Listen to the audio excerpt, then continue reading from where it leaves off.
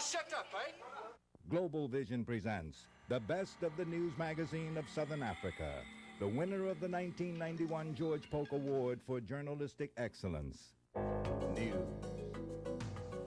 Views. Frontline focus. In-depth analysis. Covering the coverage. Cultural features. This week on South Africa Now. Power to the people!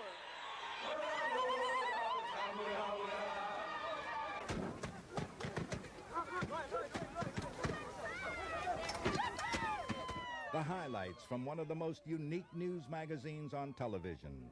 You better get out there. Come on. For 3 years, we've been reporting the stories you don't see elsewhere.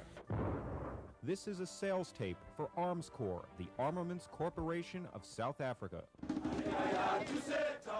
The Defiance Campaign draws its inspiration from a long history of civil disobedience in South Africa.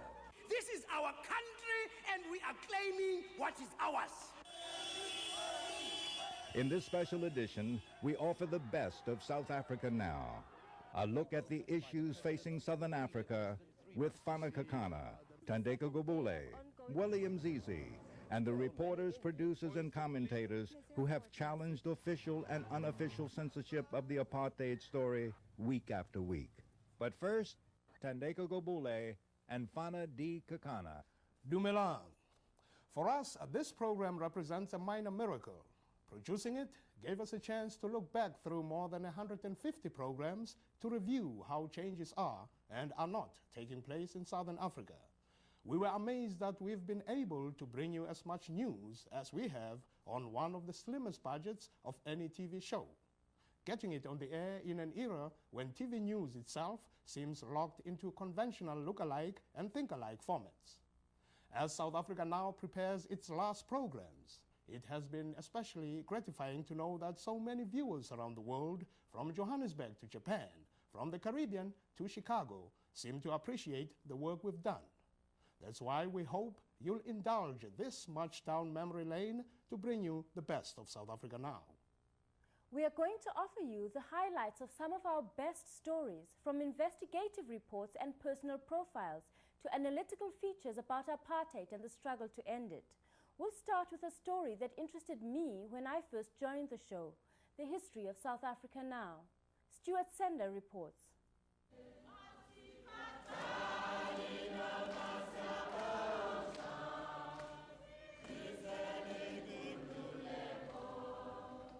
This is what it looked like in the beginning.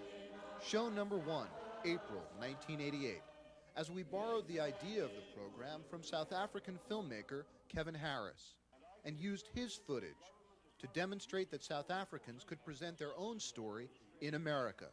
The first few programs were edited in a friend's living room. Cost per show, $200. Sanibonani. I am Fana Kekana, a South African, and your host this week, introducing a new series of programs called South Africa Now.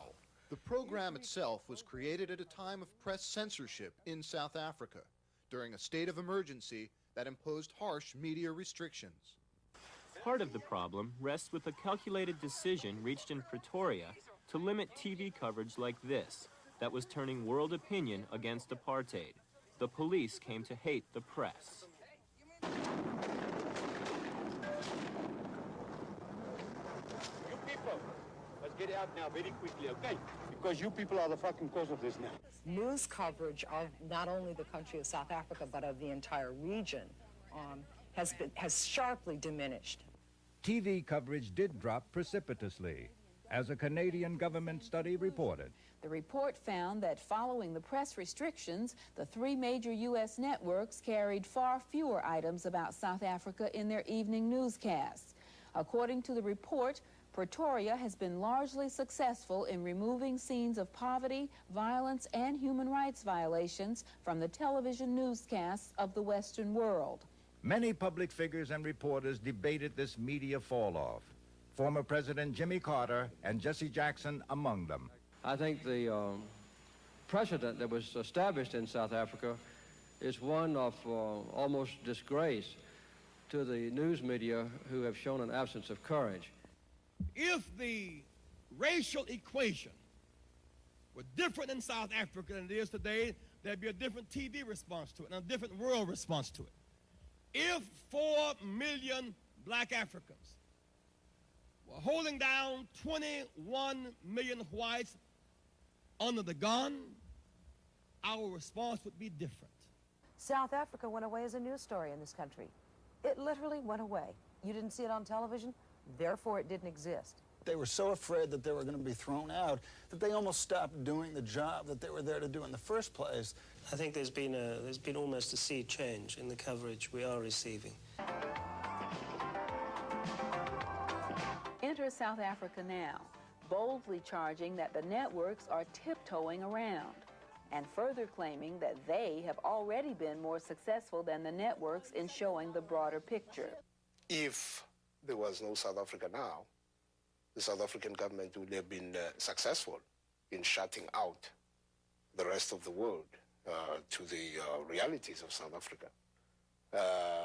But since we had South Africa Now, we kept the story alive. We were able to report unique material because we worked with the people who were closest to the story. South Africa Now works with black journalists inside the country for one very important reason, and that is black journalists have access to the black townships. They're able to get the story quicker because at least, they're allowed. Those are their areas, the black townships. So they're able to get the real story. We have reporters and camera crews on the ground in Southern Africa, and we get the tapes and the information any way we can. And we have to often protect those sources because sometimes they are at great risk. But that's our job, and our job is to protect them as much as possible. But they are committed journalists, and they want the story to come out. The program was produced here, in New York's Little Italy, in a facility that's given new meaning to the term low overhead. We often used home video cameras like these, but the real secret to getting the program out week after week has been a committed staff, which one newspaper dubbed heroes of downward mobility. What South Africa Now lacks in resources, it makes up for in resourcefulness. Its young staff works more out of conviction than for the money. They say one of their goals is to prod the networks into broadcasting more footage like theirs from South Africa. And so far, their small but growing audience gives them hope of keeping the story alive on American television. The show was created by a group of journalists, people who have worked in mainstream media, people who have worked for the networks, for the major newspapers, people who have been reporters, people who have been concerned about Southern Africa and South Africa for a long time for one reason or another. There are about 12 of us who are actually involved in the day-to-day production of the show. So we're maybe the only weekly television show, and certainly the only weekly news show on the air, for example, that doesn't own its own camera. It's a little bit of a guerrilla television production company. By 1990, the program and its costs had grown. South Africa Now cost $15,000 to produce. It may sound like a lot, but the annual budget for South Africa Now approximates 1 week of a network program like 2020 or 60 Minutes. It was called The Little Show That Could, and the program that shows them how. And other media outlets wrote about us and covered our impact. South Africa Now, which is a news program produced in this country by a gutsy team of journalists who sometimes take great risks to get their news footage into this country. How does this little shoestring show manage to air material that doesn't get on the networks? MTV News. You hear it first. But one show is getting the word out about what's going on in the land of apartheid. CNN gave South Africa Now international visibility by including segments on its weekly World Report. At 3 Eastern today. While South Africa Now was being covered, it was also monitoring the coverage of others, raising questions about how news gets reported on television. ABC's World News Tonight carried the story about Nelson Mandela, which raised larger questions about the network's approach. Our approach has emphasized analysis, context, and background. with a focus on the aspirations of South Africa's black majority. Our coverage has had its supporters and detractors, amidst some charges that South Africa Now is not real journalism, that it's advocacy, it's biased. What would you say to people who claim that South Africa Now is biased in the way it reports its stories? Well, I'd say that maybe it's because they say we are biased because they are part of those people who've loaded the dice in the either direction for so many years against the ordinary people in South Africa. If they say I'm biased, I say, well, the dice is already loaded, but I'm conscious of having to tell the truth and the necessity to tell the truth as I see it. Our story is to give the alternative news, and that is the story, the tears, the cries, the pain from the people down below, the victims of apartheid. One of the problems with American mentality is that issues come and go just like that. Apartheid will stay for a long time, and we need to keep talking about it. As the program's 3-year run comes to an end, its creator was asked by a TV magazine to assess the show's impact. I think we're taking an issue that a lot of people respond to emotionally and viscerally and morally, and we're trying to explain what the underlying issues are and the politics and the complexities and nuances of the issue. And I think we're teaching people about it. We're continuing to do it because we think history, in a way, is on our side, that television has to change in this country as well, and we want to be part of the force that brings it about. And as change occurs in South Africa, producers there are planning their own version of South Africa Now. Stay tuned. For South Africa Now, this is Stuart Sender. I am Queen Mother Moore. You are watching South Africa Now. From the beginning, South Africa Now focused on documenting the cruelties and absurdities of the apartheid system and the methods it has used to try to silence its opponents.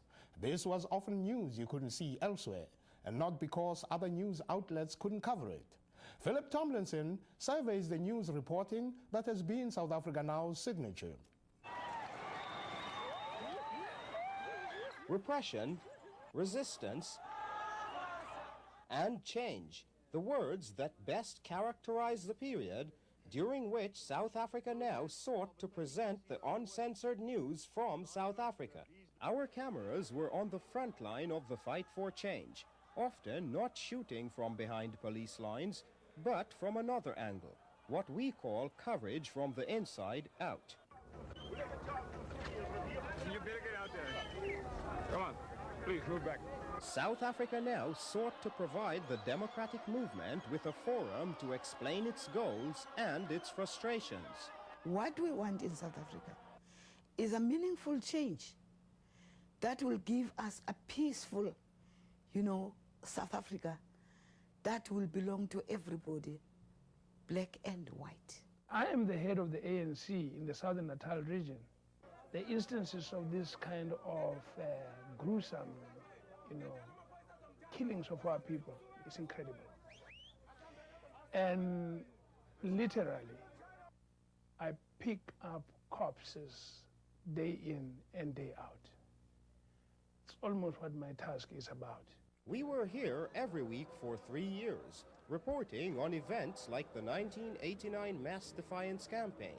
At this demonstration, police fired tear gas at students from Wits University.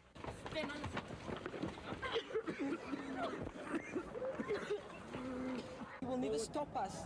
Although we beat our children in our schools, although he gives us tear gas canisters in our schools, they come into our cities, they beat us. We are still a peaceful nation. We introduced our viewers to activists in the freedom struggle. From the ANC, you met leaders like Nelson Mandela. We have ceased to think in terms of color. We think in terms purely of South Africans. Walter Sisulu. The government is beginning to be sensitive to issues that affect the people of South Africa. Joe Slovo. That it is because we spoke with an AK-47 that dialogue is now at least in the air. And Thabo Mbeki. Not only is movement forward necessary, but that it is possible. We also introduced key figures behind the scenes, like Terra Lakota, Paolo Jordon, Albie Sachs, Lindiwe Mabuza, and the late Johnny Makatini. We covered the ANC from exile in Lusaka, Zambia, at the United Nations, and here in Johannesburg as exiles returned home.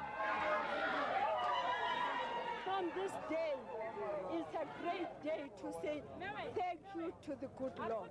From the UDF, or the United Democratic Front, you met Albertina Sisulu, Murphy Morobe, Mohamed Vali Musa, and many grassroots activists. South Africa Now frequently interviewed church leaders like Archbishop Desmond Tutu, Beyers Nordia, Sister Bernard Nkube, Dean Farisani, and Alan Bosak.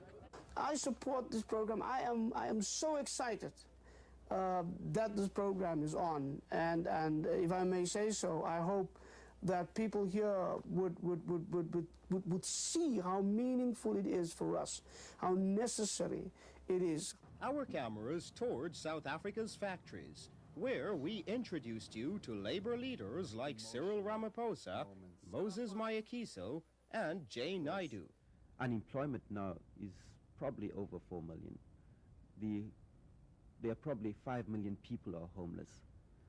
And those problems are social problems that arise out of the structural crisis caused by apartheid.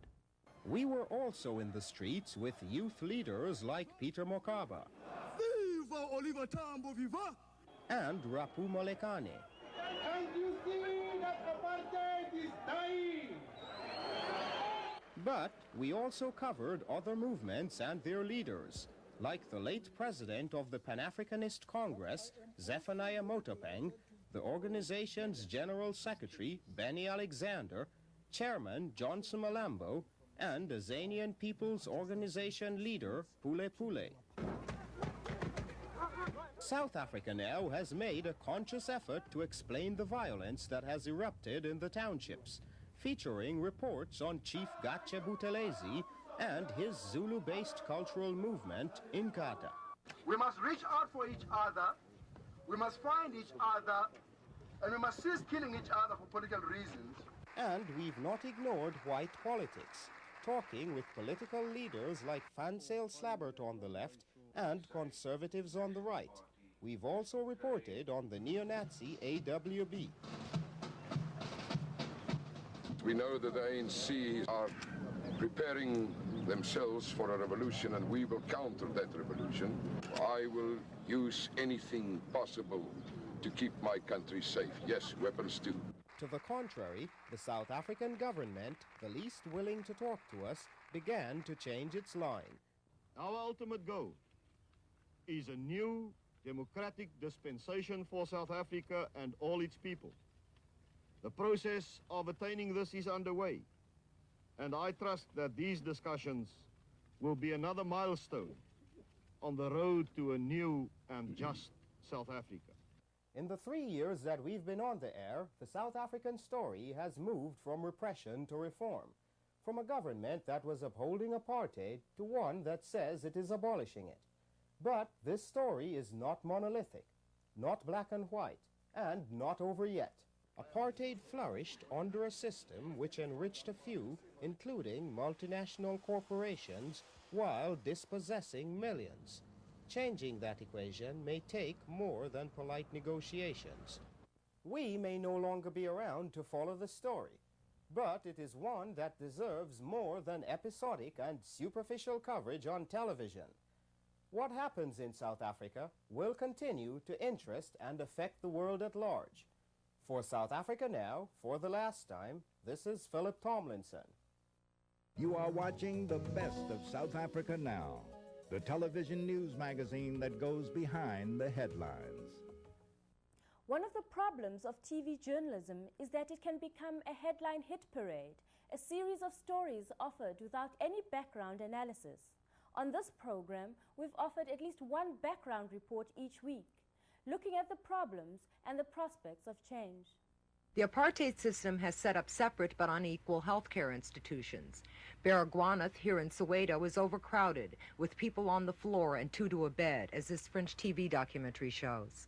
Baragwanath Hospital, serving Soweto's 2.5 million people, has been 200% overcrowded for the last 35 years. Successive generations of doctors have complained about this abominable state of affairs. The fact that there's one bath for 200 people, that there are no toilet seats for wards in which patients with tuberculosis and AIDS are lying next to one another. The fact that there are no mattresses. As doctors, we organized a protest action. We went to buy 40 mattresses and brought them into the hospital. The state promptly removed them because they were not state-authorized mattresses. We face a situation where the hospitals are a threat to health themselves. This lush landscape is proudly displayed by the South African government to the world. However, this country is foreign territory to the majority of South Africa's population. Exiles in their own land, almost 3.5 million blacks have been forcibly relocated over the past 30 years, many to 10 so-called self-governing homelands. The cream of what is South Africa is reserved in 87% of the land that is for whites. And the desert, the crumbs of the land is for black people. So from the word go, this was doomed. Blacks would never accept such a deal. In fact, it's no deal.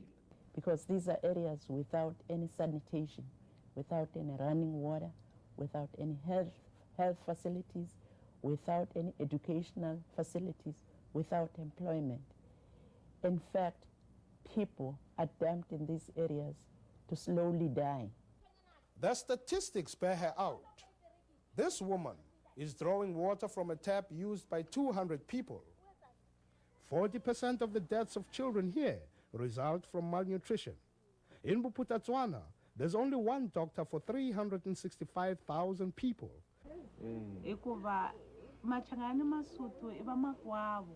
Jara msuthu ra teka ka mchangana mchangana teka ka vasuthu kutani loko va ta va hi avanyisa va hi lwisa.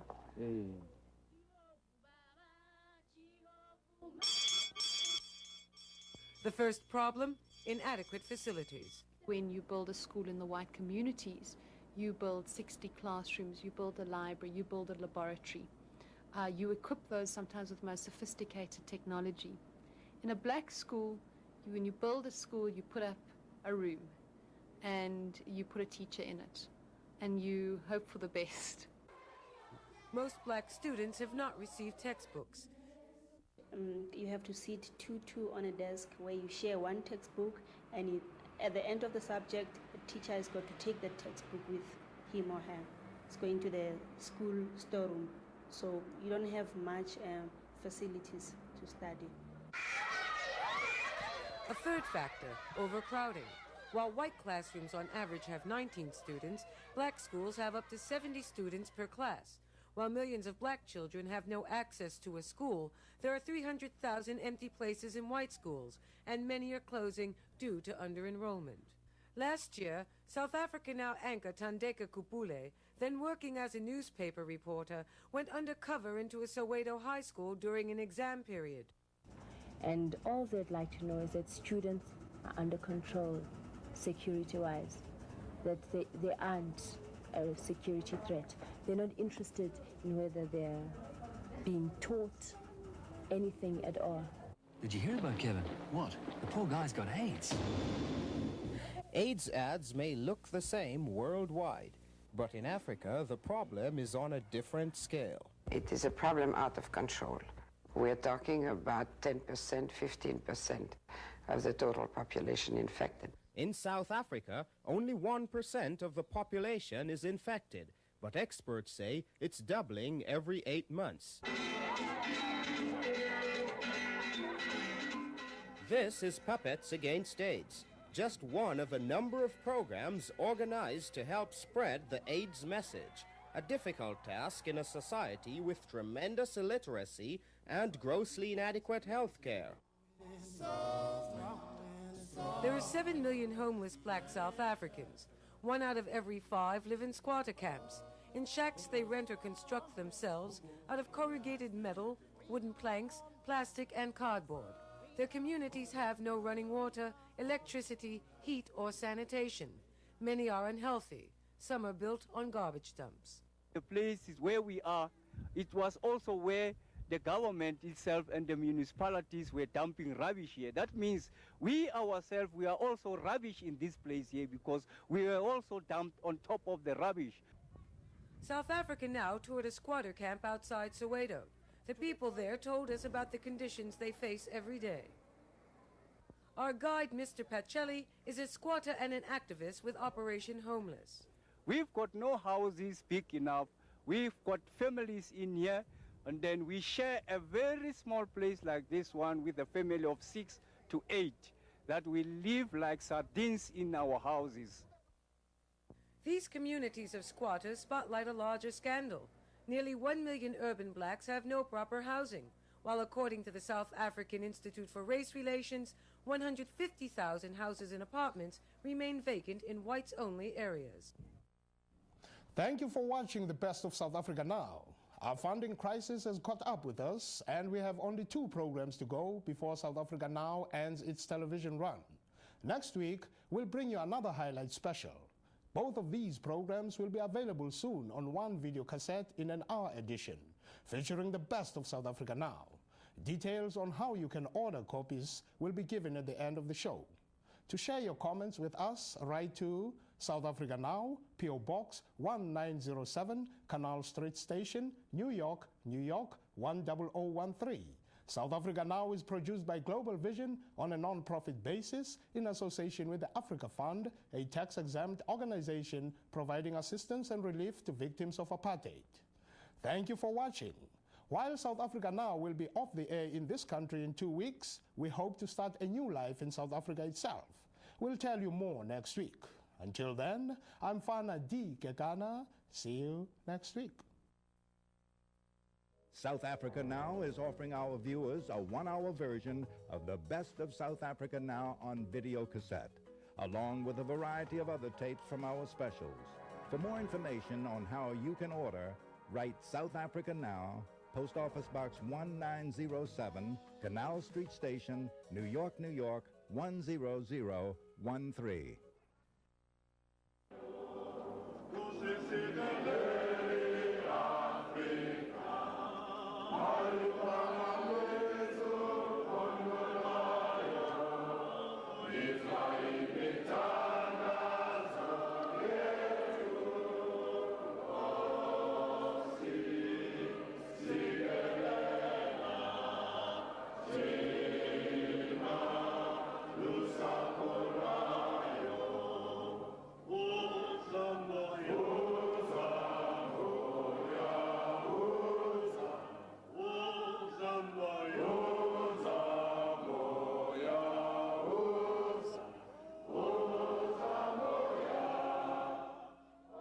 South Africa Now is also supported by public television viewers like you.